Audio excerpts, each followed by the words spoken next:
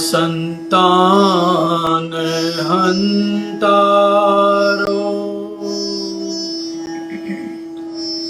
यत्पादाम्बुजरेणव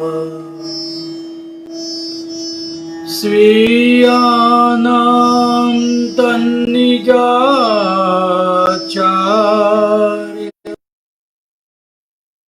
प्रणमामि मुहुर्मुहुः। यदनुग्रहतो जन्तु सर्वदुःखातिगो भवेत् तमं सर्वदा वन्दे श्रीमद्वल्लभनन्दनम् अज्ञानतिमिरान्धस्य ज्ञानाञ्जनशलाकया चक्षुरुन्मीलितं येन तस्मै श्री गुरुवे नमः। आमि हृदये शेषे लीलाचिराब्धिशायिनम् लक्ष्मी शास्त्रलीलाभिः सेव्यमानं कलानिधिम् चतुर्विश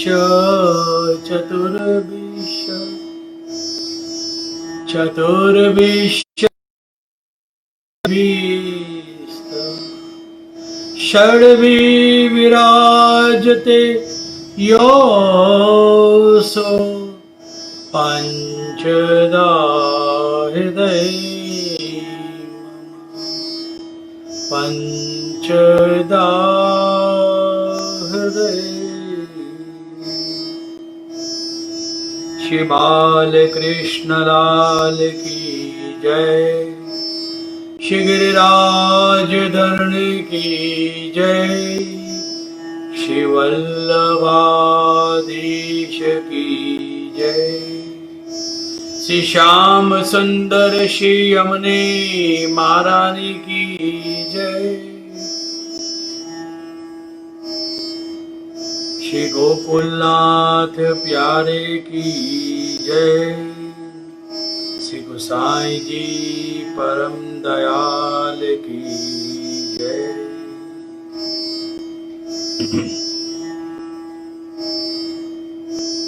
प्रोटोकॉल के अनुसार सर्वप्रथम श्री बोजी के द्वारा कीर्तन होंगे और उसके बाद हम सत्संग में प्रवेश करेंगे।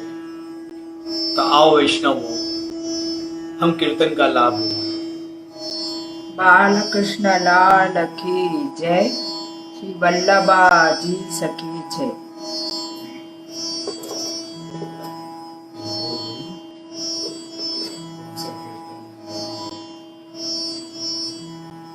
राम वृंदावन सारंग कीर्तन का बोल है श्रावण मास शुक्ल एकादशी।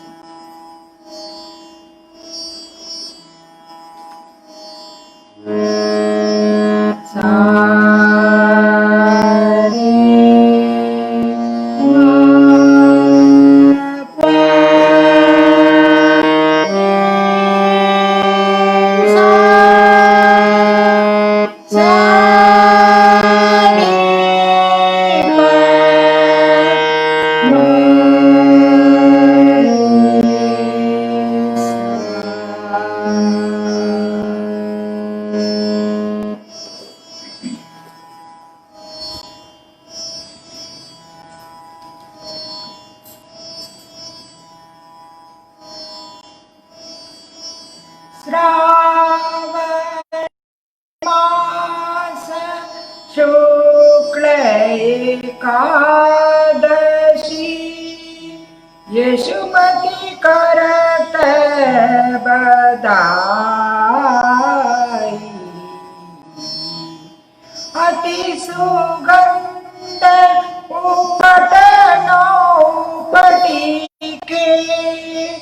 सुंदर श्याम नाबाई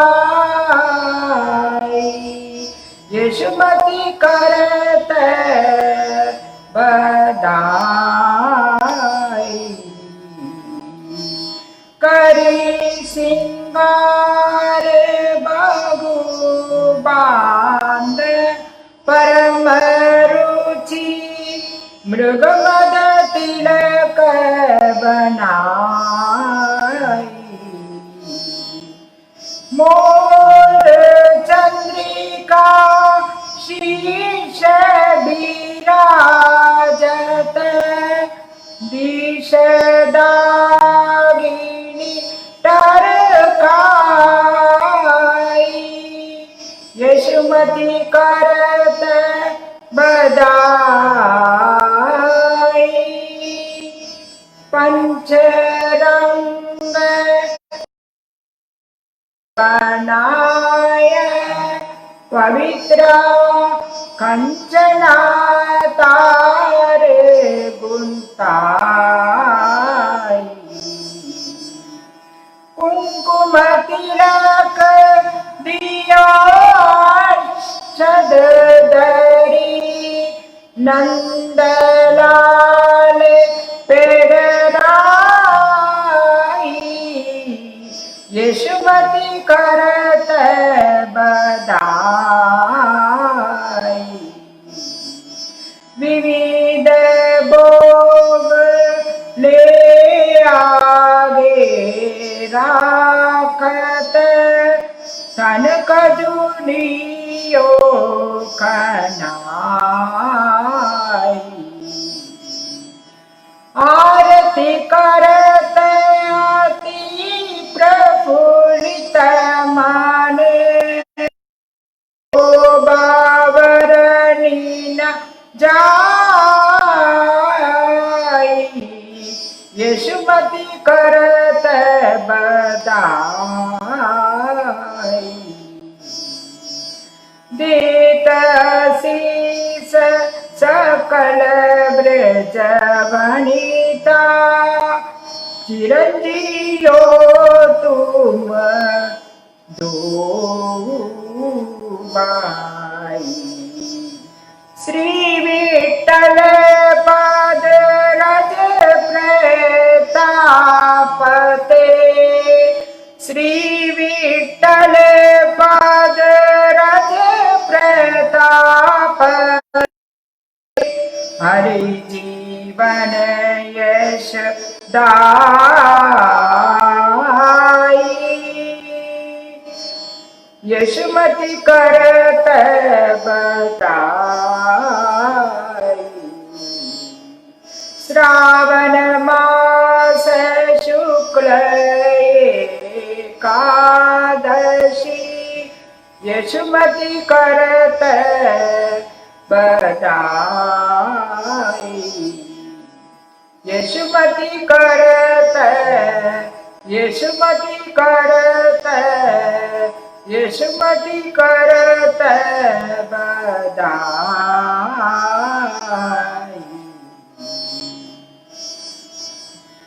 बालकृष्ण लाल की जय।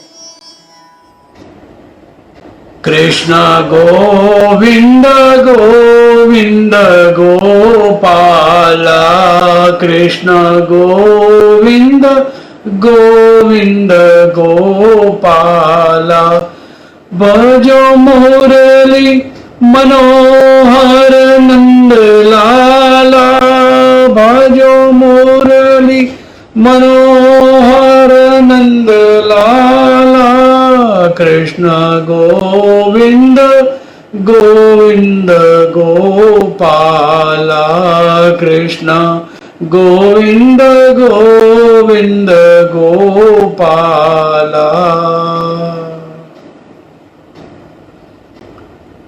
श्री गोवर्धन नाथ की जय। श्री श्याम सुंदर श्री यमुने महारानी की जय। श्री वल्लभाधीश की जय। सर्वप्रथम शिव वल्लभ के चरणारविंद में कोडान कोटि हम वंदन करें। प्रोटोकॉल के अनुसार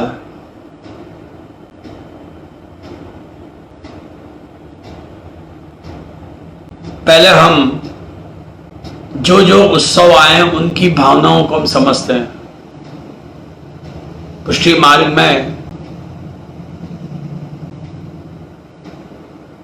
प्रमाण तत्व के साथ साथ प्रमेय तत्व को भी हम समझें।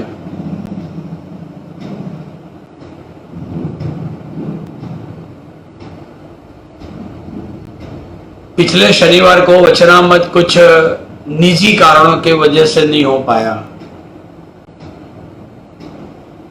और वो सेशन को रोकना पड़ा था मुझे।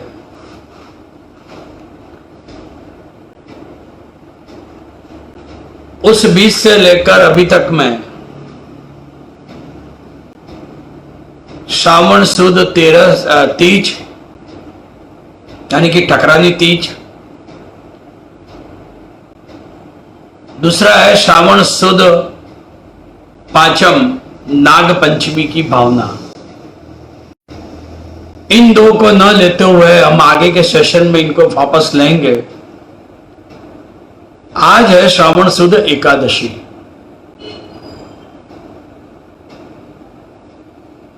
जिसको पुत्रदा और पवित्रा एकादशी भी कहा जाता है।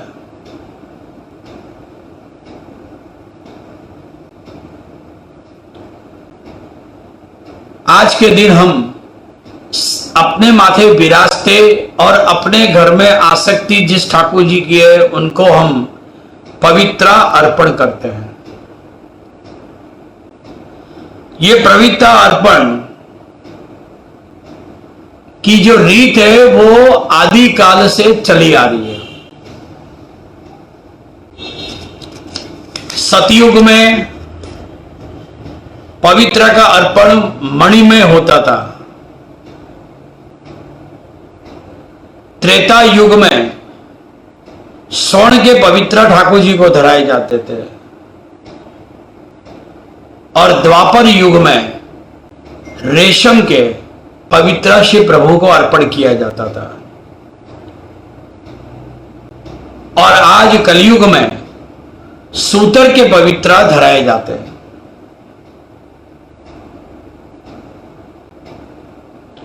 और इसके अंदर जो गूंथने की जो क्रम है वो त्रिगुणातीत सूत्र की भाव से, इन्हीं भावों को लेकर अपने अपर सूत्र का पवित्रा तैयार होता है। इस पवित्रा के अंदर रंग में चंपाई रंग जैसा पीला रंग के पवित्रा, दूसरा है केसरी और तीसरा है गुलाबी।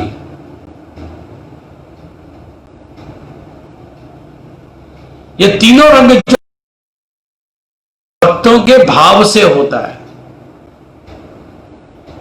यहां समझना, तामस क्रोध नहीं, एक जुनून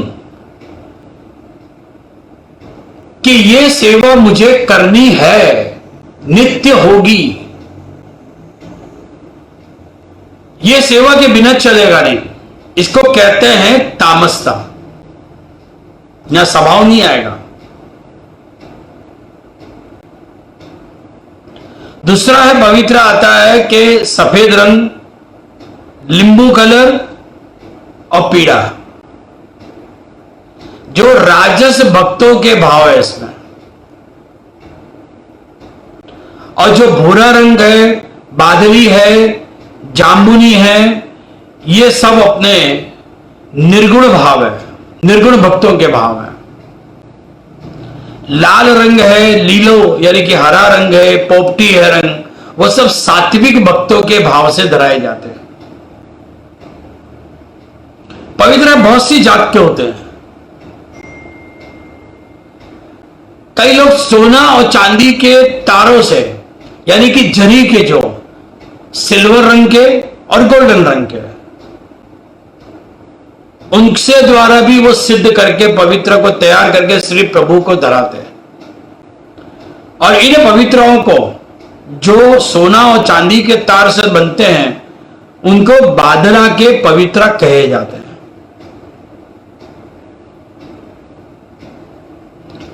दूसरे हैं रेशम के पवित्र, तीसरे हैं कमल के पवित्र और चौथे हैं सूतर के पवित्र। ये पवित्र अर्पण का जो भाव है विशेष, वो श्री पुरुषोत्तम जी ने अपनी ग्रंथों में लिखा है। उत्सव प्रधान नाम के ग्रंथ में खास लिखा उसमें, जिसमें वो लिखते हैं कि पवित्र अपने वर्णाश्रम के प्रमाण से श्रावण सुद एकादशी के दिन भक्ति और भाव पूर्वक पवित्र को अवश्य वैष्णव को अर्पण करना चाहिए। अरे कि अपने घर में विराजते ठाकुर जी को पवित्र आज के दिन विशेष महात्मा है। आज के दिन तो प्रातः काल में पवित्र धराने में आया, लेकिन कभी कभी भोग संध्या में भी धराया जाता है। तो उस दिन की सेवा का क्रम कुछ बढ़ाकर वैष्णव को पवित्र धराने चाहिए, क्योंकि भले वो मिश्री भोग की सेवा कर रहे हो, पुष्टाई भाई सेवा है तो जरूर उसको शाम तक इंतजार करना चाहिए, अनुसर करके संध्या और समय में ठाकुर जी को धराना चाहिए।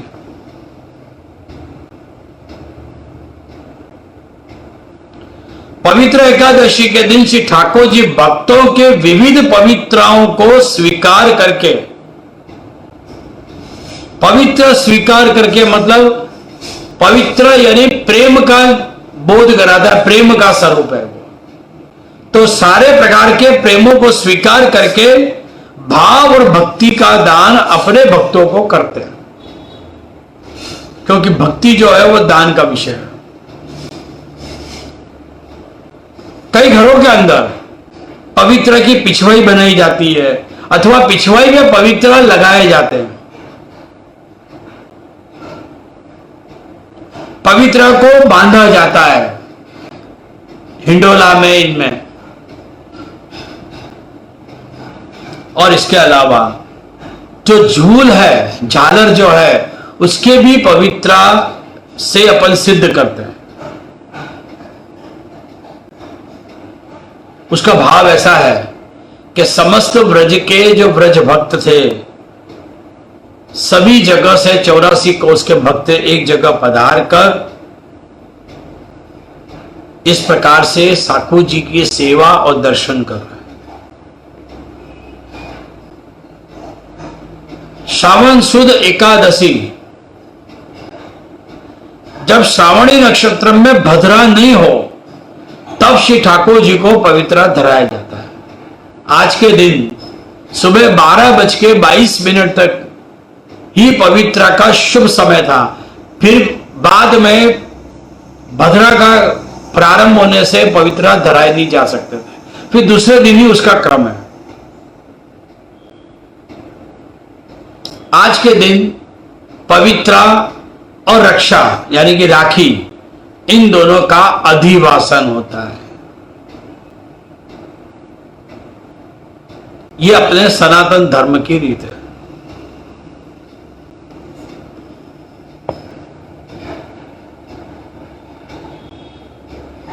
आज ही के दिन गोविंद घाट के ऊपर श्री आचार्य चरण पधारे, पर आज उनको निद्रा नहीं थी।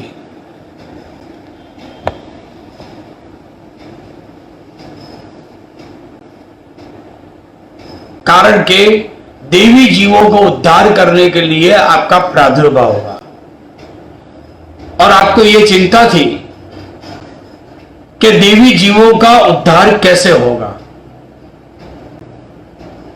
और मध्य रात्रि एकादशी और 12, 10 और 11 की मध्य रात्रि पे साक्षात श्री ठाकुर जी ने प्रकट हुए और देवी जीवों को ब्रह्म संबंध कराने की आज्ञा भई। और आज ही के दिन श्री महाप्रभु जी का ब्रह्म संबंध श्री ठाकुर जी के द्वारा हुआ। ब्रह्म संबंध होने के बाद और आज्ञा मिलने के बाद श्री आचार्य चरण को एकदम संतोष हुआ, चिंता मुक्त बने। और उसी समय आपने विचार किया कि आज मेरा ब्रह्म संबंध हुआ तो शिव प्रभु को मैं क्या धरूं। एक वैष्णव अपने गुरु को क्या धरे, श्री ठाकुर जी को क्या धरे।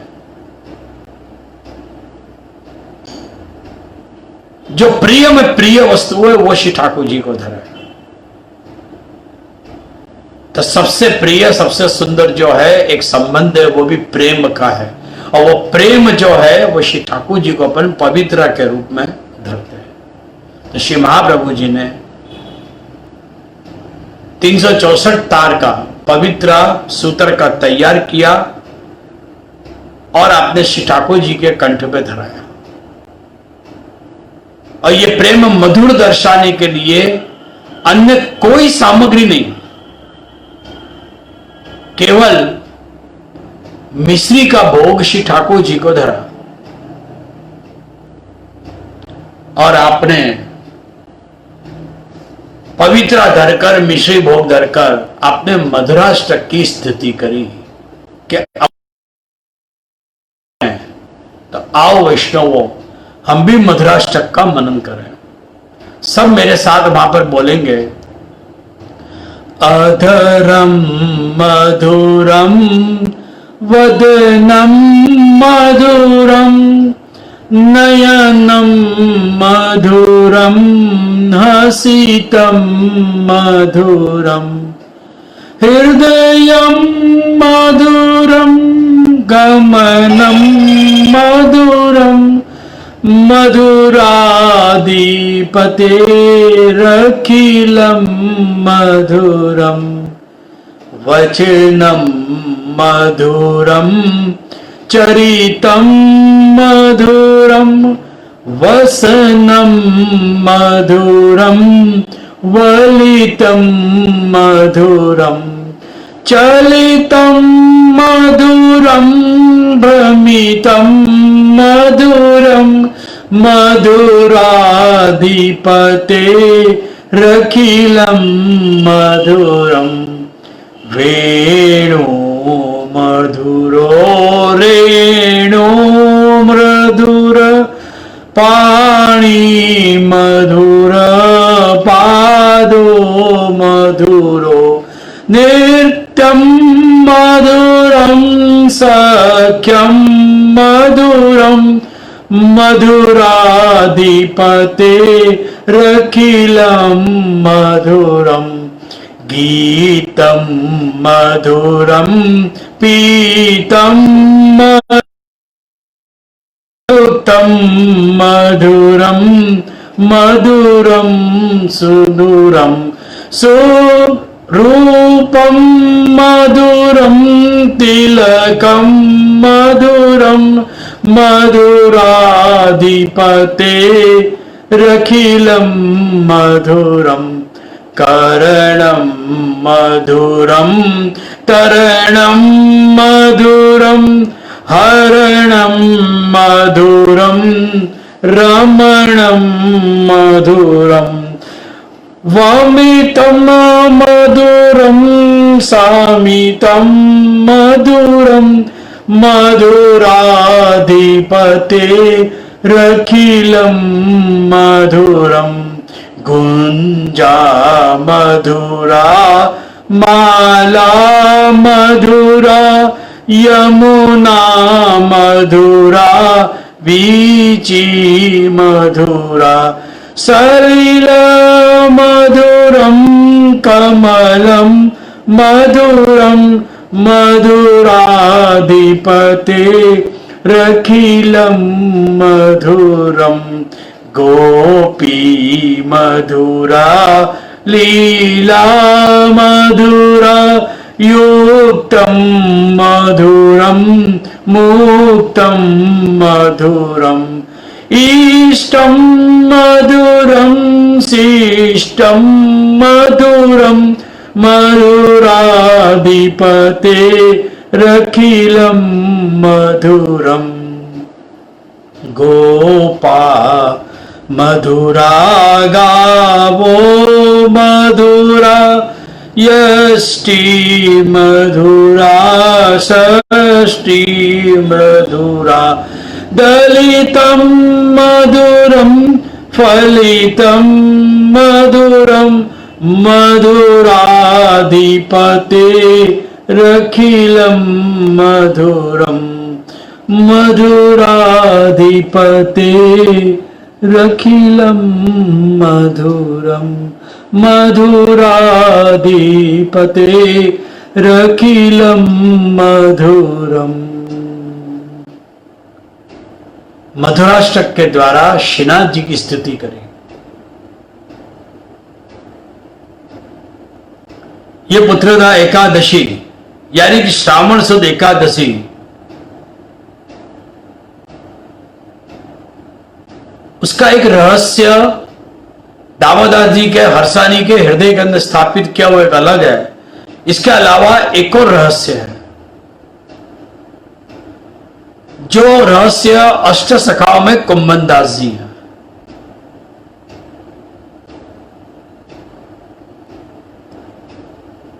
कुंभन दास जी का जन्म चैत्र वद एकादशी व्रज के गिरिराज जी के बाजू में जमुनावता नाम के गांव में हुआ। गौरवा छत्री हैं।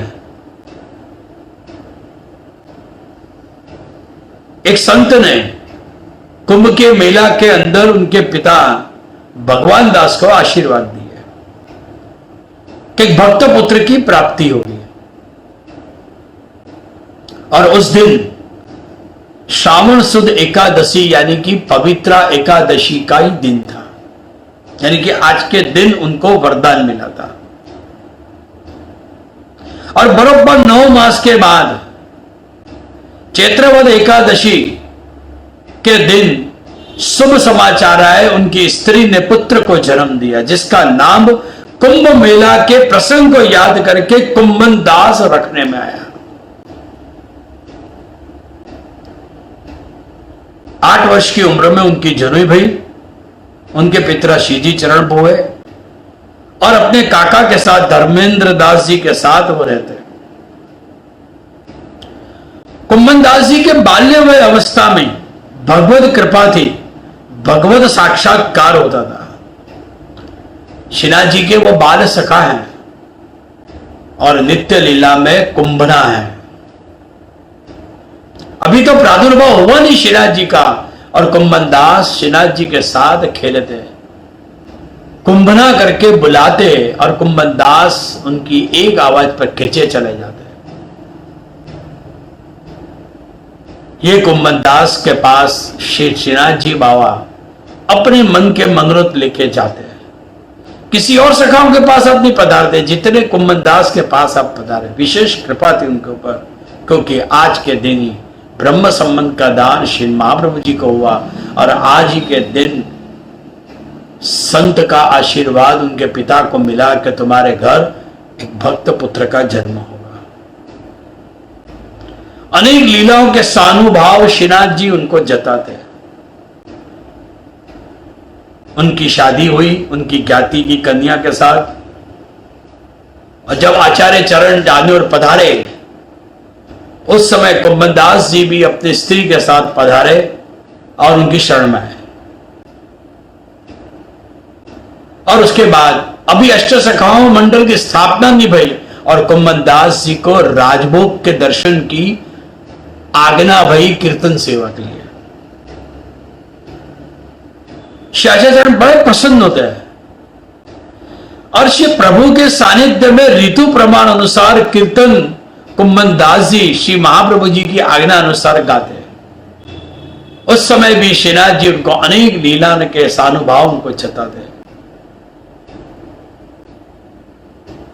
और श्रावण सुद एकादशी के दिन, आज के दिन हम जब श्री ठाकुर जी को मिश्री धरते हैं तो श्री यमुना जी के भाव से धरते हैं।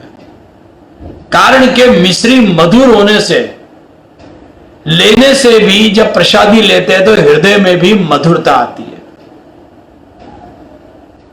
और उसके बाद दूसरे दिन ब्रह्म संबंध श्री दामोदर हर्षानी जी को हुआ। एकादशी के दिन श्री ठाकुर जी को पवित्र धराना और 12 के दिन अपने गुरुदेव को पवित्र धराने की रीत है। अगर गुरुदेव गांव में विराज रहे तो गुरुदेव को पवित्र धराया जाता है, या स्नेही बालक जो हैं उनको धराया जाता है, जिनसे अपने को पुष्टि का पोषण मिलता हो। और गुरुदेव को पवित्र करने के बाद उसी दिन वैष्णव को भी प्रसादी मिश्री के साथ, उनको भी जैसी कृष्ण कहा जाता है, उनको भी मिश्री दी जाती है। बालकों के घरों में वल्लभ कुल के बालक और बहुजी भी पवित्र 12 के दिन पवित्र एक दूसरे को धराते हैं। श्रावण सुद 12, इसका एक नियम है कि वैष्णव को पहले गुरु को जाकर पवित्र धराने चाहिए, बाद में प्रसाद ग्रहण करना चाहिए। अर्थात भूखे पेट जाकर अपने गुरुदेव को पवित्र धराने चाहिए। भोजन करके कभी पवित्र धराने का क्रम ही नहीं है। पहले पवित्र धराओ और फिर बाद में प्रसादी ग्रहण करो। पवित्र धराने के बाद गुरुदेव को मिश्री अरोगाई जाती है, क्योंकि एक दूसरे का परस्पर गुरु और भक्तों का जो संबंध है वो एक मिश्री का एक मिठास वाला मधुर संबंध है। और फिर यथाशक्ति गुरुदेव को भेंट की जाती है। याद रखना वैष्णव, ब्रह्म संबंध लेने के बाद गुरुदेव की भेंट निकलती है। वो गुरुदेव की भेंट कौन कौन से दिन, खास करके पवित्र 12 के दिन धराई जाती है। फिर गुरु के जन्मदिन पे, खुद के जन्मदिन पे, और अपना जो नया वर्ष आता है दिवाली के दूसरे दिन, जो गुजराती समाज के जो है उनके लिए, और जो हिंदी समाज है वो गुड़ी पड़वा के दूसरे दिन, उसी दिन ये 4 भेंट विशेष करके निकलती है। और जिन्होंने ब्रह्म संबंध जिस ठाकुर जी का आगे लिया है, तो वो ठाकुर जी के वहां पर तपेली का भी क्रम साल में एक बार हो जाता है।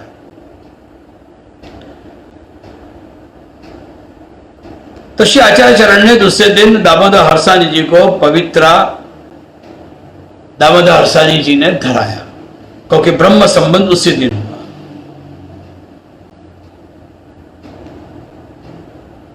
तो यहां पर पवित्र धराते समय अपने मन में भाव क्या होना चाहिए? जिस गुरु को अपन ब्रह्म संबंध लिया है, जिन जो अपने गुरुद्वार हैं, उनके अंदर श्री आचार्य चरण का भाव अपने को अंदर रखना चाहिए, और खुद के अंदर दास की भावना दासत्व स्वीकार किया है। तो स्वगुरु में श्री आचार्य चरण की भावना और खुद में दास की भावना रखकर पवित्र अपने को धराना चाहिए। गुरु पूर्णिमा का इतना महत्व नहीं है, क्योंकि वो मर्यादा संबंध है, वहां वो व्यास जी की पूर्णिमा है। वैष्णव की गुरु पूर्णिमा कौन सी? वैष्णव की गुरु पूर्णिमा है पवित्र 12, श्रावण सुद 12। वैष्णव कोई भी देश में रहता हो, लेकिन वो अपने गुरु को जरूर याद करेगा, जो सच्चा वैष्णव होगा। जिसने केवल मौखिक ब्रह्म संबंध लिया, वो शायद हो सकता है कि अपने गुरुदेव को याद ना करे, क्योंकि उसको भाव ही खबर नहीं है। तो पवित्र 12 जो है वो उसके लिए गुरु पूर्णिमा है, जो वैष्णव के जीवन में धन्य का दिवस है। पवित्रा के अंदर रंग की भावना अपन ने पहले भी चर्चा करी। इसमें 4 युद्धाधिपति और 5वां मध्या जी के रूप में श्री ललिता जी का भाव आता है, यानी कि 5 भाव इसके अंदर है, और उसी भाव से अपने यहां पर पवित्रा धराया जाता है। गुरुदेव को पवित्र धराने के बाद वैष्णव अरस परस एक दूसरे को, वैष्णव को भी प्रसादी पवित्र जरूर धराना है, क्योंकि प्रेम का प्रतीक है। और उसके अंदर भाव भी है। क्योंकि वैष्णव का केवल यही भूतल का ही संबंध नहीं है, पृथ्वी लोक जैसे ब्रह्मांड का ही संबंध नहीं है, उसका तो एक निकुंज के अंदर संबंध है, नित्य लीला का संबंध है जो भूल चुके हैं। एक दूसरे के लीला का स्वरूप का अनुसंधान करने के लिए अपने अपार वैष्णव एक दूसरे को पवित्र पहनाते हैं। वैष्णव को पहना रहे हैं मतलब वो व्यक्ति को नहीं पहना रहे हैं, एक दूसरे के अंदर जो ठाकुर जी विराज रहे हैं, जो निकुंज संबंध में प्रभु हैं, उनको हम वहां पर पवित्र वैष्णव के द्वारा धराते हैं और परस्पर एक दूसरे को मिश्री लेवाते हैं। और ये मिश्री लेवाने का अर्थ कि जिसमें मधुरता है संबंध में और यमुना जी की शीतलता है, ये भाव से एक दूसरे को अपने पहनाई जाती है, मिश्री धराई जाती है।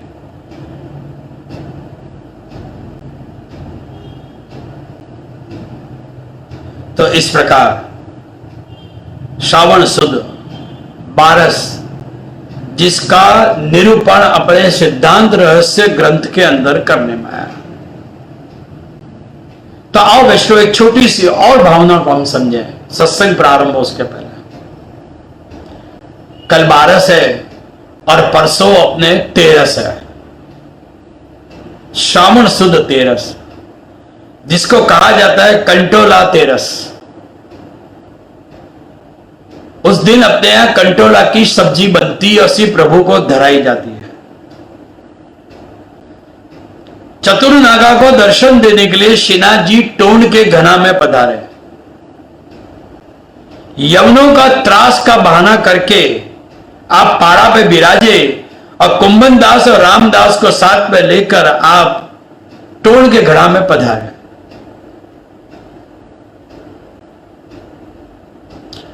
तो श्रावण सुद 13 होने के कारण रामदास मुखिया जी ने श्रीनाथ जी के लिए कंटोला का शाक और सीरा की सामग्री सिद्ध करी। कारण के चतुर्नागा का मनोरथ था और चतुर्नागा श्रीनाथ जी को सीरा और कंटोला का साग सिद्ध करके अरोग वाला था, इसलिए। और उस समय ये दर्शन जाल रंध्र में से कुंभन दास जी ने किए। भावत ही तो ही टोंड को घनो, काटा लागे गोखरू टूटे, फट्यो जात है ये सब तन्यो। तो ये भावना अपने यहाँ पर श्रावण सुद 13 की है। तो आओ वैष्णवों, हम अब सत्संग में प्रवेश करें।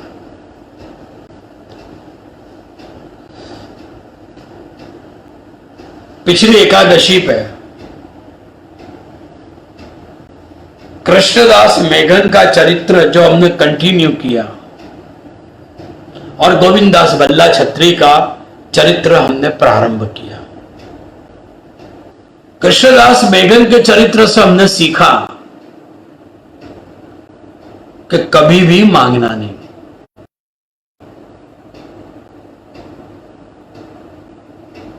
और उसी को श्रीमद् भागवत के उद्धव जी के प्रसंग से हमने गोपी जनों के साथ संवाद में बताया कि मांगना नहीं। क्यों नहीं मांगना? कि जहां हमारा प्रेम हो वहां मांगने का प्रश्न नहीं उठता है। यह भी नहीं मांग सकते हो कि प्रभु आप हमें दर्शन दो। ऐसा भी हम मांग नहीं सकते कि तुम मुझे मिलो, सुख संयोग का सुख दो। ऐसी भी मांगनी हम नहीं कर सकते, क्योंकि हमारा वहां परस्पर प्रेम है। जहां लागनी हो वहां मांगनी नहीं हो सकती है। कृष्णदास मेघन के चरित्र से हमने सीखा कि प्रेम में बड़ा कठिन है विरह भोगना। कृष्णदास मेघन के चरित्र से हमने सीखा कि उनके अंदर उच्छलित रस था। कोई भी बात उनके पेट में टिकती नहीं थी, वो सब जाके वैष्णव से कह देते थे।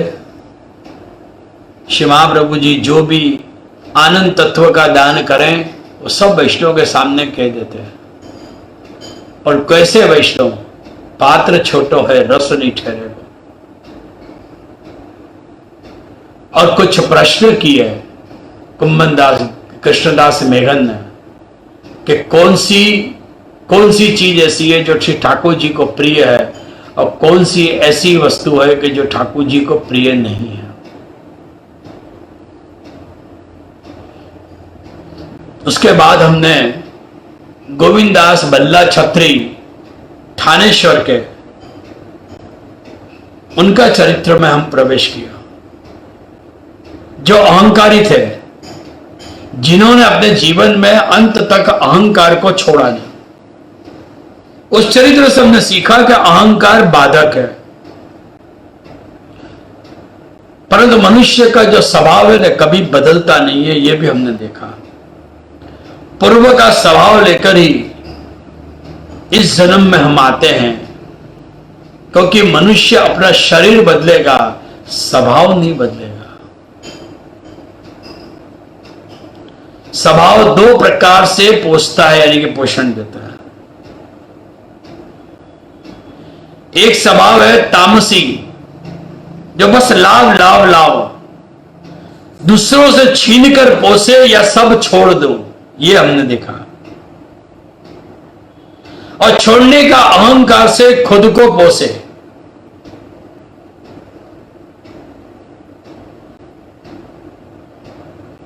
तो अधिकार की भावना और अहंकार की भावना कब जन्म लेती है? हमारे स्वभाव में कब आता है? कि जब हम तामसी स्वभाव के होते हैं। गोविंददास भल्ला ने जो द्रव्य कमाया हाकिम की नौकरी करके, उसके 4 भाग किए श्री महाप्रभु जी की आज्ञा से। एक श्रीनाथ जी को भेंट करी, दूसरी घर की सेवा में ठाकुर जी के लिए लगाया द्रव्य, तीसरी अपनी स्त्री के भरण पोषण के लिए, और चौथा आपने गोविंददास भल्ला ने गुरुदेव के चरणों में श्री महाप्रभु जी को भेंट करी। और अपना और ठाकुर जी के साथ द्रव्य लेकर वो महावन चले आए, जहां मथुराधीश की सेवा करते हैं। रोज का 24% विनियोग करते, वैष्णव को बुला बुलाकर, समाज के लोगों को बुला बुलाकर अपनी वाहवाह कराने के लिए प्रसाद लेवाते हैं। गोविंददास भल्ला का स्वभाव था कि उनको प्रतिष्ठा मिले, लेकिन याद रखना, जो प्रतिष्ठा मिलने के लिए चलते हैं जीवन में, उनसे कभी श्री ठाकुर जी प्रसन्न नहीं रहते। सेवा करो भी तो दिखाओ मत, कहो मत कि ये मैंने किया, क्योंकि उसमें श्री ठाकुर जी की प्रसन्नता नहीं है। चाहे मनोरथ करें, आज हमने समझो कोई मंदिर में हिंडोला का मनोरथ कराया, तो ये कभी मत कहो कि मैंने कराया मनोरथ, क्योंकि उसमें श्री ठाकुर जी की प्रसन्नता नहीं है।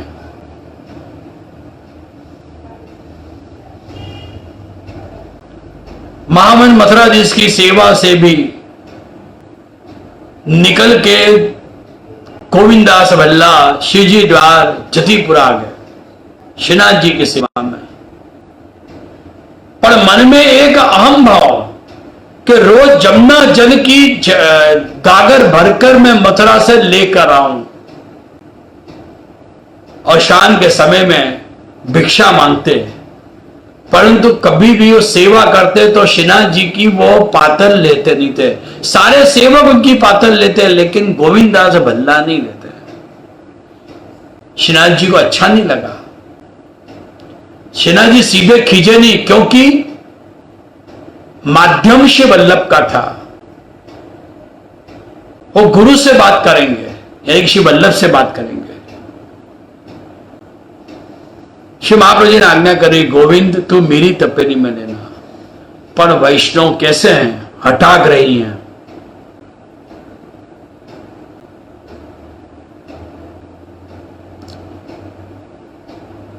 इतने दुराग्रही हैं कि श्री वल्लभ की भी आज्ञा का पालन नहीं किया, और इसी 4 वस्तु के कारण वैष्णव जो है पीछे पड़ जाता है। वो आगे बढ़ नहीं पाता है। हमने देखा कि 4 कमजोरी जो है मनुष्य की कौन सी है।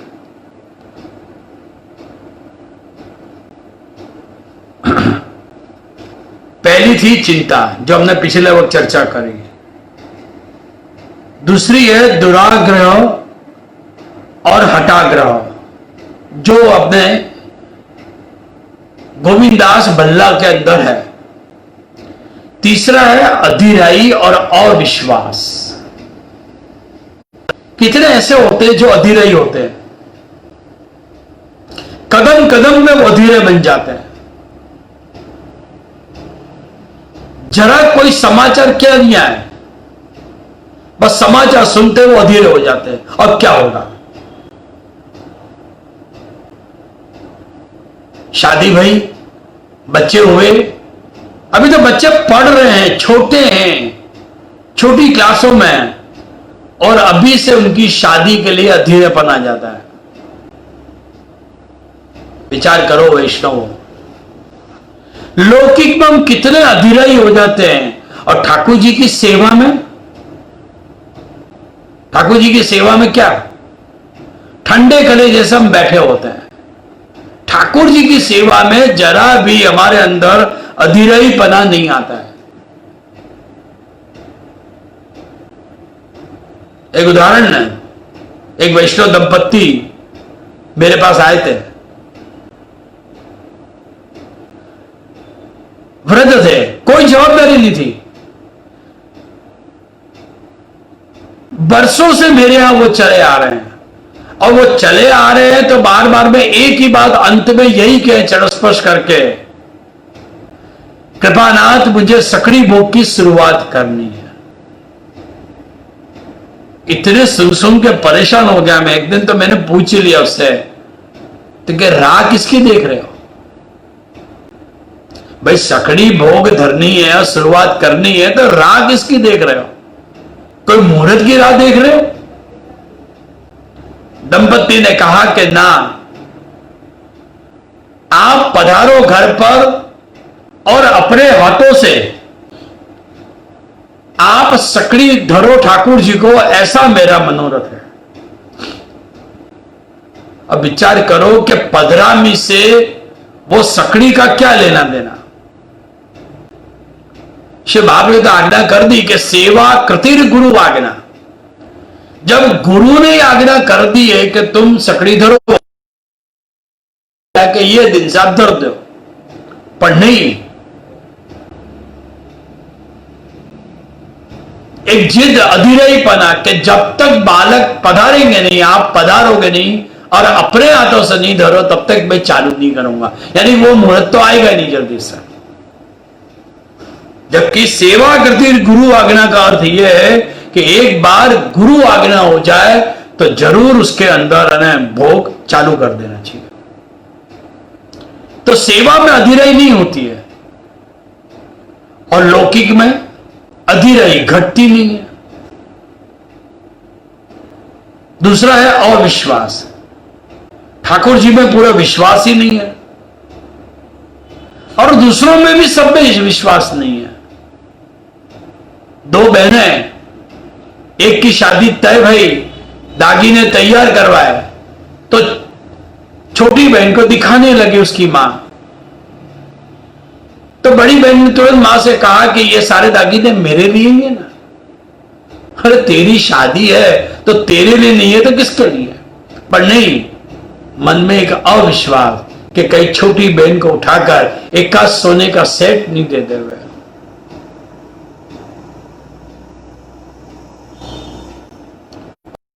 विश्वास कोई कार्य, मैंने कई वैष्णव के ऐसा अनुभव किए हैं कि अपने ठाकुर जी को वो अलग रख देते हैं और दूसरे देवी देवताओं को पूजने के लिए पहुंच जाते हैं। और अपने तो हिंदू धर्म में देवी देवता कभी थोड़ी है, अगर दूसरे देवता से उसके कार्य सिद्धि में तो तीसरे, चौथे, 5वें पूरी सीरीज चलती है, क्योंकि देवी देवताओं की कोई कमी नहीं है अपने पुष्टिबाद में, अपने सनातन धर्म के अंदर। किसी एक पर पूर्ण विश्वास है अपने को? दुख आएगा तो हम भटकने लग जाएंगे। और विचार करो, आज के जमाने में तो पुत्र को पिता पे भरोसा नहीं है, पुत्री को, लड़की को अपनी मां पे भरोसा नहीं है, पत्नी को पति पे भरोसा नहीं है, सास को अपनी बहू पे विश्वास नहीं है।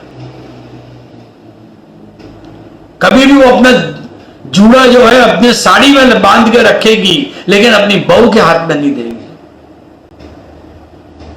तो ऐसे वातावरण के अंदर श्री ठाकुर जी पे विश्वास कैसे होगा? और अविश्वास के कारण ही हम दुखी होते हैं। चौथा है अस्थिरता। मन स्थिर नहीं है, हम नक्की नहीं कर सकते कि क्या करना है। परंतु दूसरे को हम देखते हैं ना, तो तुरंत हमारा मन हो जाता है करने को। जैसे मैंने कहा ना कि सकड़ी धरनी है, पर दूसरे को देखेंगे तो दूसरे दिन से वो सकड़ी धरना चालू कर देंगे।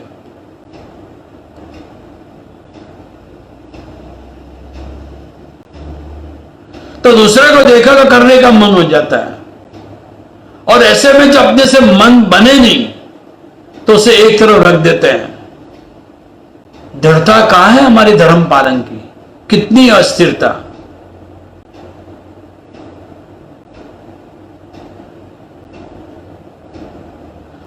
कुछ सुने तो हृदय आतुर बन जाता है। सत्संग में गए, सत्संग में गुरु ने आज्ञा करी, वक्ता ने आज्ञा कर दी, तो गए बस, क्योंकि बाहर गए और हवा लगी है।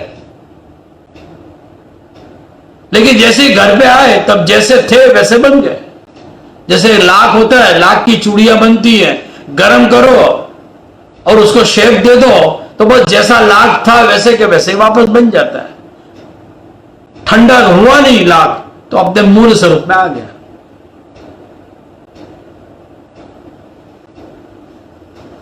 तो अस्थिरता है। खाने पीने में अस्थिरता। वृद्ध हो गए हैं लेकिन अभी भी मन बुफे के अंदर और शादी ब्याहों के प्रसंगों के अंदर लगे हुए हैं। क्या बुफे में खाना क्या बना था?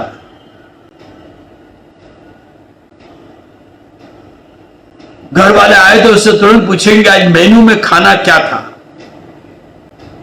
खा नहीं सकते परंतु मन अभी भी अस्थिर है। तो ठाकुर जी में मन कितना अस्थिर है? स्थिर है ही नहीं। मथुरा जाएंगे, गोकुल जाएंगे, दर्शन करेंगे और फिर क्या करेंगे? विश्राम घाट से निकलकर, वल्लभ घाट से निकलकर तुरंत कह देंगे चलो ना होली गेट चले, अपन ब्रजवासी में जाएंगे। बहाना है मथुरा गोकुल का, पर जाना है ब्रजवासी में। क्या करो विचारो। कॉटेज में बैठकर, धर्मशाला में जाकर लंबे पैर करके बस गपशप मार रहे हैं। क्या वहां हमने थोड़ा सत्संग किया, भगवत नाम लिया? यमुना जी के किनारे बैठकर, विश्राम घाट के ऊपर, वल्लभ घाट के ऊपर बैठकर हमने एक यमुना अष्टक का पाठ करके, जप पाठ करके स्तुति करी? भाई शॉपिंग करने से और ईटिंग करने से फुर्सत मिले तो करें ना। तो इसका कारण हमारी अस्थिरता। सब कुछ करना है एक साथ, परंतु कैसे हो सके, और अंत में हम दुखी होते हैं। इसीलिए तो श्री चार वस्तु मनुष्य में कमजोरी है, यह हमारे श्री वल्लभ की आज्ञा है। तो अपने गोविंदास बल्ला हठाग्रही थे और दुराग्रही थे। महावन छोड़कर श्रीजी द्वार आया, श्रीजी द्वार छोड़कर गुरु की सेवा छोड़ी, यानी कि महाप्रभु जी की भी सेवा छोड़ी, श्रीनाथ जी की सेवा छोड़ी। गुस्सा करके पैर पछाड़कर चले गए। अगर गुरुदेव कोई चर्चा करे, अगर इस प्रकार की बात करे, तो वैष्णव कितनी भी अंदर से नाराज हो जाते हैं और अपने पैर पछाड़ के चल देते हैं। वही चीज गोविंदास बल्ला ने किया।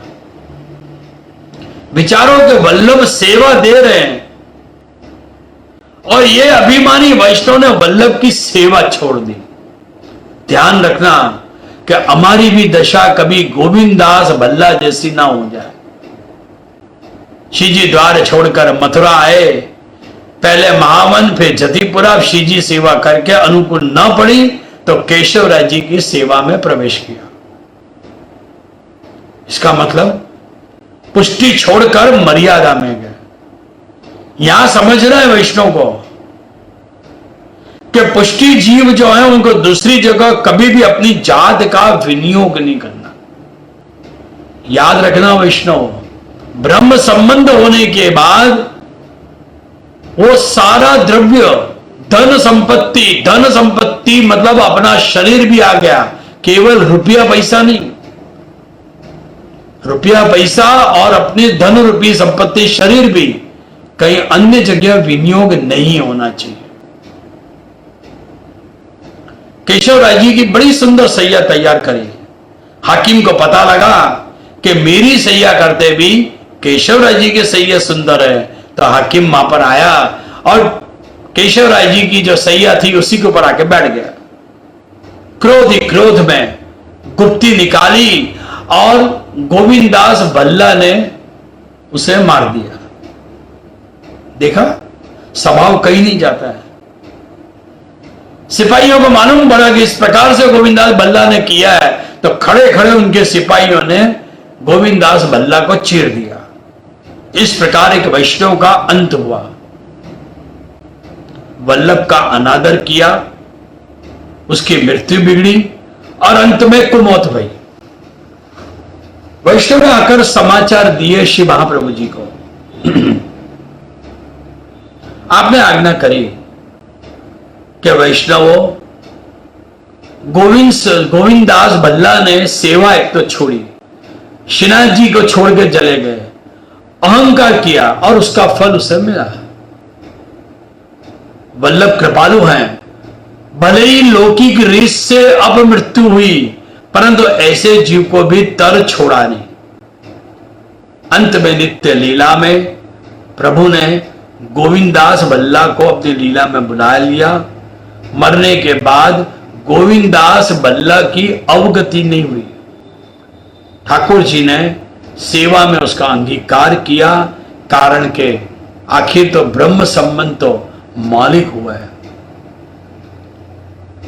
यहां यह वार्ता से समझना है वैष्णव को कि ऐसा चरित्र का निर्माण हमारा कभी ना हुए। हम अहंकारी ना बने, हम दास भावना रखें, अहंकार भावना रखें।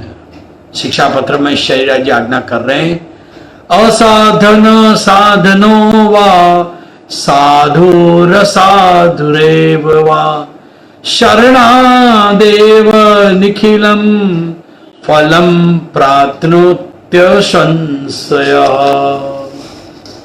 साधन बिना का हो कि साधन वाला हो, अच्छे आचरण वाला हो या गलत आचरण वाला हो, कैसा भी हो, जीव को दास भाव ही रखना चाहिए।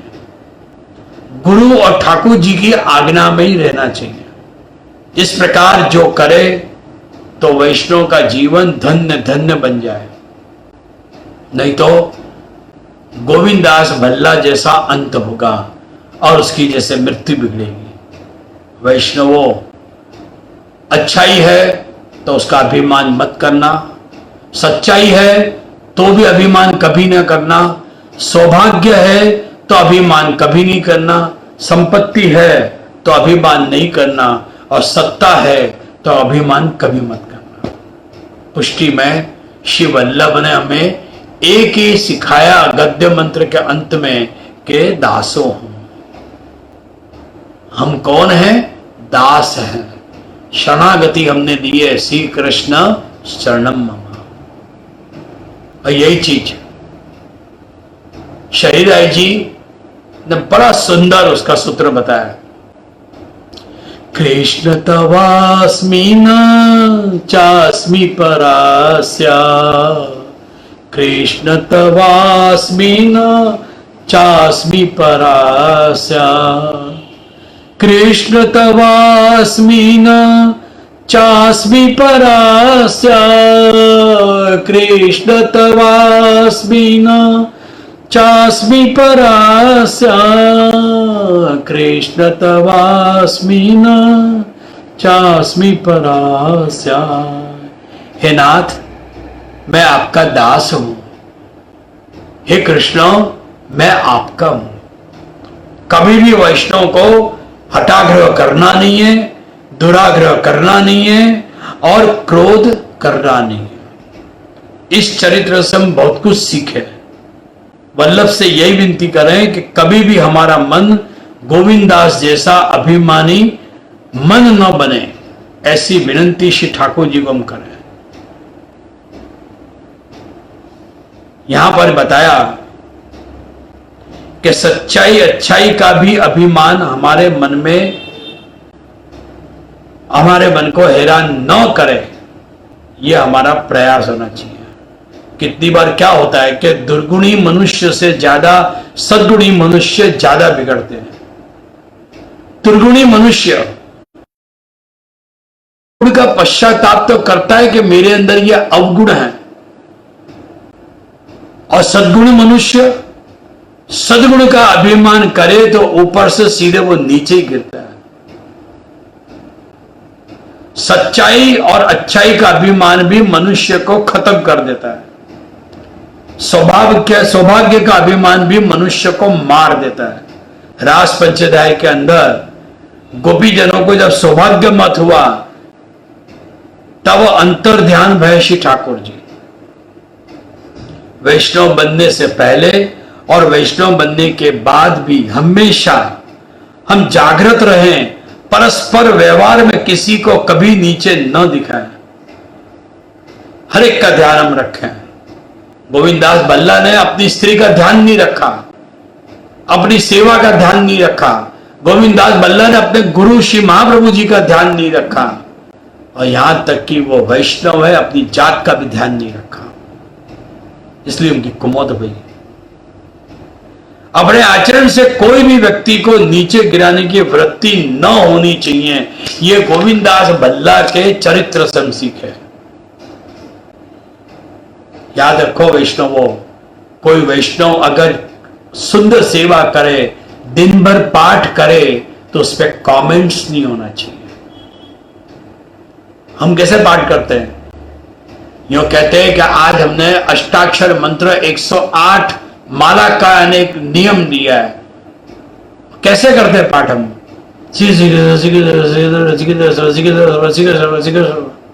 शुद्ध उच्चारण भी नहीं है। एक माला फेराओ, पर शुद्धता से फेराओ। ये मत दिखाओ कि हम बहुत ज्यादा कर रहे हैं, क्योंकि ऐसे भाव अगर हमारे से नाराज रहेंगे। ऐसा अपना आचरण नहीं होना चाहिए वैष्णवों कि सामने को हीनता लगे, और न खेद होना चाहिए। वल्लभ को वंदन करते हुए हम यही विनती करें कि कृपानाथ कभी भी अभिमान न जागे। ऐसे गोविंदास बल्ला छत्री के चरणारविंद में हम कोटान कोटि हम वंदन करें। बोलो श्री वल्लभाधीश की जय। कृष्ण गोविंद गोविंद गोपाला, कृष्ण गोविंद गोविंद गोपाला। भजो मुरली मनोहर नंदलाला, भजो मुरली मनोहर नंदलाला, भजो मुरली मनोहर नंदलाला, भजो मुरली मनोहर नंदलाला। तो आओ वैष्णव, हम थानेश्वर से निकलकर हम बांसवाड़ा पहुंचे। डूंगरपुर जो गुजरात की सीमा से लगा हुआ है मध्य प्रदेश में, आज भी बांसवाड़ा में बहुत से वैष्णव हैं जो परम भगवती हैं, जो गुजरात से नाथद द्वारा जाते हैं उनके बीच में बांसवाड़ा गांव आता है, जहां हम गोपाल दास श्री वल्लभ के परम कृपा पात्र जीव उनके हम दर्शन करें। सर्वप्रथम गोपाल दास के चरणों में हम वंदन करें। गोपाल दास जी के चरित्र के प्रसंगों से कितने वैष्णव के भावों का स्पष्ट करते हैं।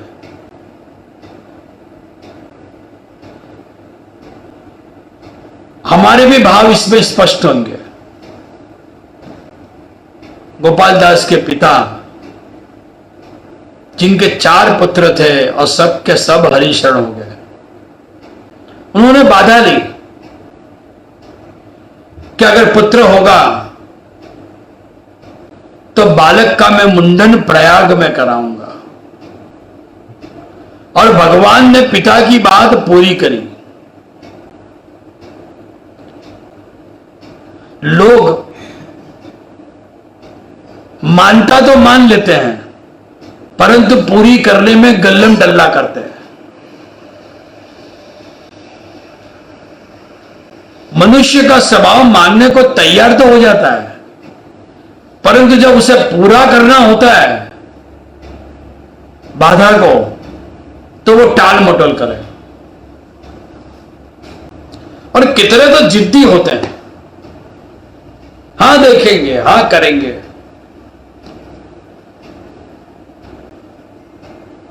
बाधा का मतलब वचन देना ठाकुर जी को, और वो वचन परिपूर्ण न करें, ऐसे भी जिद्दी होते हैं, कह के फिर जाते हैं। और ये केवल ठाकुर जी नहीं, गुरु के साथ भी होता है। कहते हैं कि ये होगा, ये होगा, ये होगा, और बाद में वो फिर जाए। भगवान कहें, अरे जीव, मैंने तुझे बनाया और तू मुझे ही ठग रहा है। पिता ने नक्की किया था कि प्रयाग में मुंडन कराऊंगा और बच्चे को स्नान कराऊंगा। पुत्र 1 वर्ष का हुआ। पत्नी ने कहा प्रयाग स्नान का। पति ने कह दिया कि समय मिलेगा तो मैं जाऊंगा। धीरे धीरे 5 वर्ष के हुए गोपाल दास। काम पूरा करने में गल्ला टल्ला करे, वचन दिया हुआ पाले नहीं। धीरे धीरे पुत्र 5 वर्ष से 11 वर्ष का हो गया। आज तो पत्नी से रहा नहीं गया, और पत्नी ने अंत में अपने पति से कह दिया कि तुम नहीं जा सको तो पुत्र को भेज दो। पति ने कहा कि वारू, भले ही नौकर के हाथ भेज दो, नौकर साथ चला जाएगा।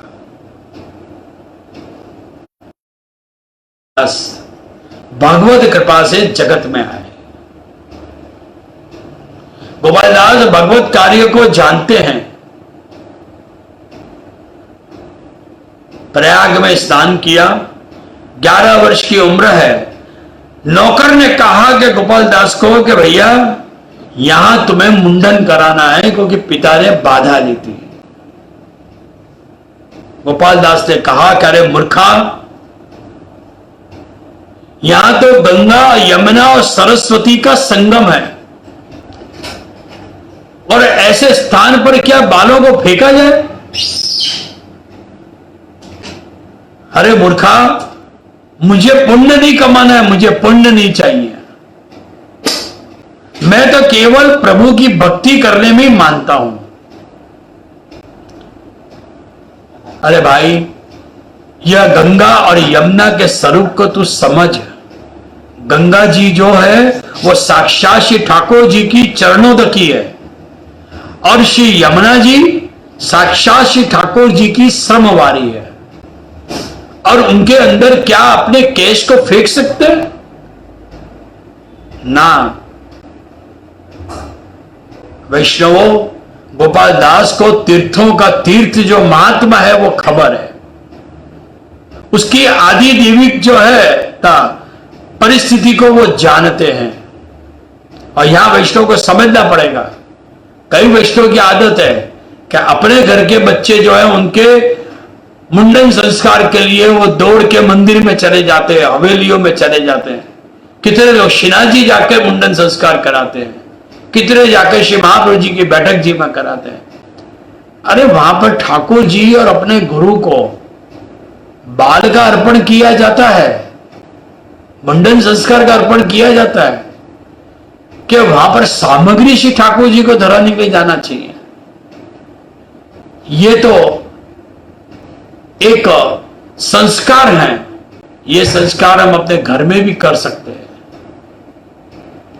या ऐसे जगह पे जाकर के भले ही वहां मंदिर हो, अपनी हवेली हो, लेकिन बाहर दूर जाकर अपने को करना चाहिए।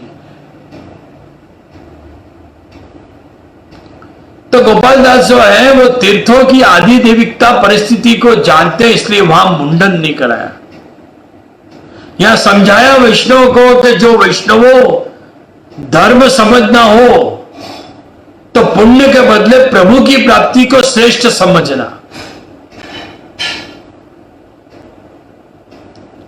पुण्य स्वर्ग देगा और प्रभु प्राप्ति जन्म मरण के फेरा से हमें दूर कराएगा।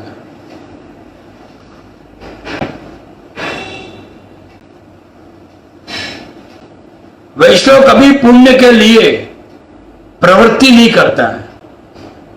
या तो वैष्णव जीव धर्म समझकर प्रवृत्ति जीवन में करता है, और या तो वैष्णव प्रेम धर्म समझकर प्रवृत्ति करता है।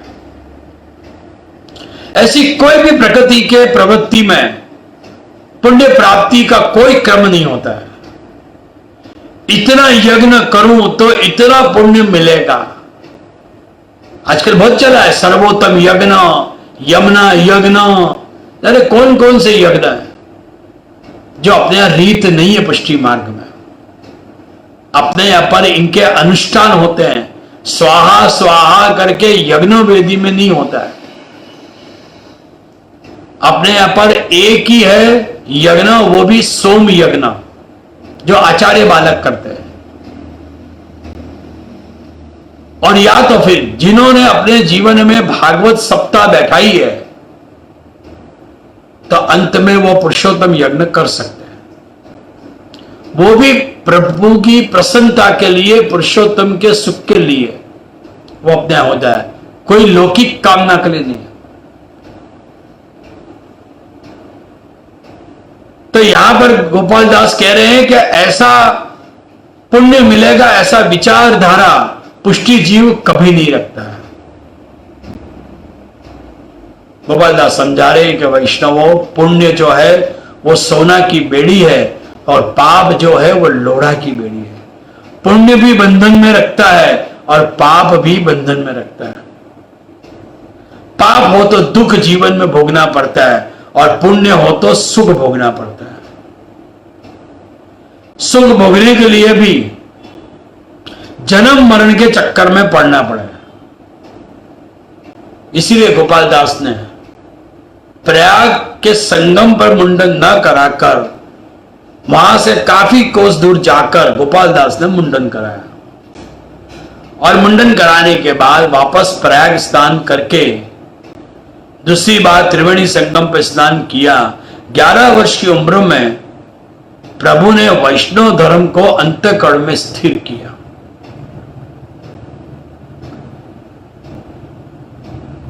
श्री यमुना जी और गंगा जी के स्वरूप को गोपाल दास जानते हैं। जिस समय वो प्रयाग स्नान कर रहे थे उसी समय श्री वल्लभ भी त्रिवेणी संगम पर पधारे और आप स्नान करने के लिए प्रवेश हुए। एक तरफ श्री वल्लभ हैं तो दूसरी तरफ गोपाल दास स्नान कर रहे हैं। यहां श्री वल्लभ की दृष्टि गोपाल दास पर पड़ी। आपने विचार किया ये तो मेरे खाता का जीव है, पुष्टि जीव है, देवी जीव है। याद रखना, हम सामने से के प्रभु के पास जाए तो वो मर्यादा पुष्टि है, और वल्लभ सामने से पधारें और आज्ञा करें वो अपने शुद्ध पुष्टि है। प्रभु जो हमारे पास सामने से पधारे तो वो शुद्ध पुष्टि। हम प्रभु के लिए दौड़ के दर्शन करने जाएं वो अपने हैं ने मर्यादा पुष्टि। अपने घर में ठाकुर जी विराज रहे हैं, वो शुद्ध पुष्टि है। और मंदिरों में आप जा रहे हो, घड़ियाल का कांटा देखा कि 6 बज गए, 6:30 बजे मंदिर के दर्शन खुलेंगे, तो वो शुद्ध पुष्टि नहीं है, वो मर्यादा पुष्टि है, क्योंकि वह जाहिर दर्शन लोक वेद प्रसिद्ध स्वरूप में हो रहे हैं। और अपने यहां पर जो दर्शन हो रहे वो भक्त उद्धारक स्वरूप से हो रहे हैं, यानी कि हमारा उद्धार करने के लिए श्री ठाकुर जी स्वयं हमारे घर पे पधारे, इसलिए शुद्ध पुष्टि। श्री वल्लभ ने हथेली में जल लिया, और कितनी कृपा, कैसा भी जीव हो जो श्री वल्लभ कृपा करके खुद का बना है। जिस प्रकार जल की कीड़ा होती है, वैसी श्री वल्लभ ने हथेली का जल गोपाल दास के ऊपर फेंका, और उस जल से गोपाल दास का स्नान हो गया। श्री वल्लभ ने जल की अंजलि जो थी गोपाल दास के ऊपर छाटी, और छाटते श्री वल्लभ का स्वरूप गोपाल दास के अंतर प्रदेश के अंदर स्थिर हो गया। केवल वल्लभ के खुद के स्वरूप को भी वो समझे। उन्हें भान हुआ कि निकुंज के अंदर में श्री यमुना जी की सखी हूं, और लीला में रस प्रकाशिका की सखी हूं मैं, रस प्रकाशिका नाम की सखी हूं मैं, जो यमुना जी के संग में रहकर वो रसात्मक रस को समझे। शरण में आए, श्री वल्लभ से विनती करी, कृपानाथ आप मुझे शिष्य बनाओ, शरण दो। आपने दीक्षा देकर जीव को कृतार्थ किया। गोपाल दास श्री वल्लभ का स्मरण करते करते वापस बांसवाड़ा अपने घर के वापस आए, और आकर उन्होंने अपने घर के अंदर एक जगह पर विश्राम स्थल बनाया। उनकी इच्छा यह थी कि यहां से आते जाते जो भी वैष्णव आवे तो उज्जैन जाते समय वो यहां मेरे विश्राम स्थल पर उतरे, मेरे यहां होकर जाए। हो सकता है कि उन वैष्णव में कोई ऐसा अलौकिक वैष्णव आए और मुझे उनके दर्शन हो जाए। गोपाल दास ने धर्मशाला नहीं बांधी, उन्होंने विश्राम स्थल बनाया, क्योंकि गोपाल दास जानते हैं कि धर्मशाला जो है वो एक मुसाफिर खाना है, लोग मुसाफिर के रूप में आएंगे चले जाएंगे, और विश्राम स्थल जो है वो वैष्णव के लिए। धर्मशाला बांधे तो शायद पुण्य की प्राप्ति होगी, और गोपाल दास को पुण्य नहीं कमाना है, पुण्य नहीं चाहिए, इसीलिए उन्होंने विश्राम स्थल का निर्माण करवाया। एक समय उज्जैन से पद्मा रावल नाम के एक वैष्णव ने विश्राम स्थल पर आया और विश्राम किया, गोपाल दास का संग हुआ।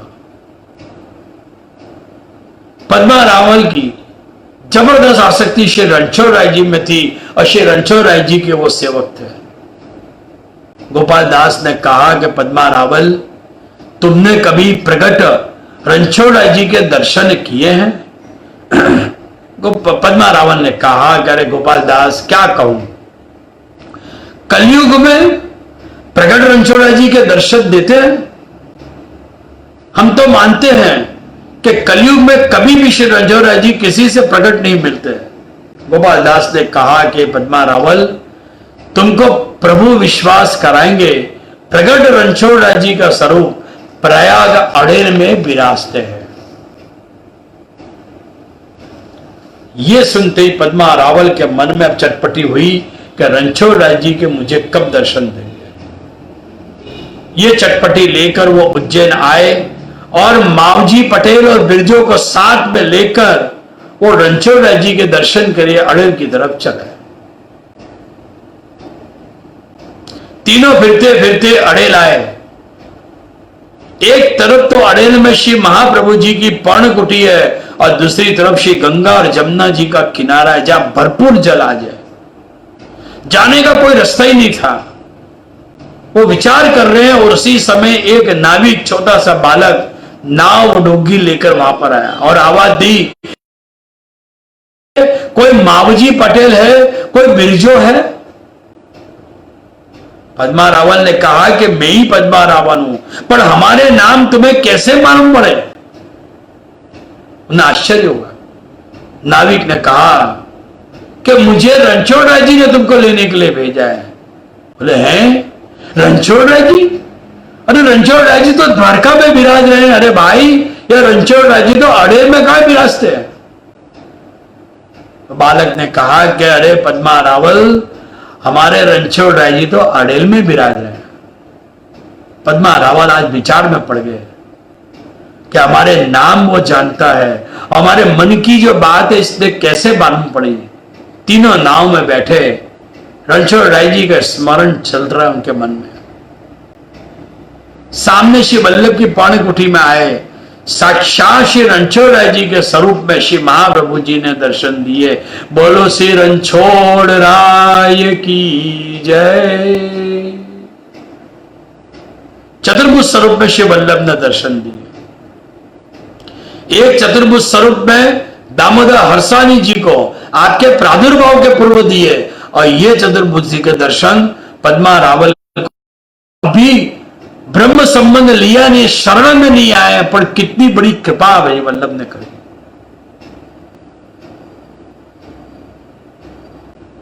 क्यों नहीं करे? क्योंकि हमारे वल्लभ प्रकट ब्रह्म हैं, प्रत्यक्ष दर्शन देने वाले हैं। पर ये दर्शन कब होगी?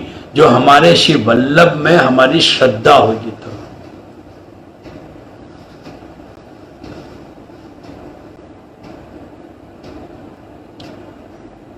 पद्मा रावल, मावजी पटेल और बिरजो श्री वल्लभ की शरण में आए। गोपाल दास का संग मिला। इस प्रसंग से, चरित्र से भाव क्या? वैष्णवों, हमेशा अच्छे रंग में और अच्छे संग में रहने की चेष्टा करनी। जहां पर प्रपंच होता हो, ऐसे संग को निवृत्त करना चाहिए जीवन में। कोई हमारे से फोन पे भी प्रपंच की बात करता हो, जानने की उत्सुकता रखता हो लौकिक, तो अपने को उनसे दूर हो जाना चाहिए।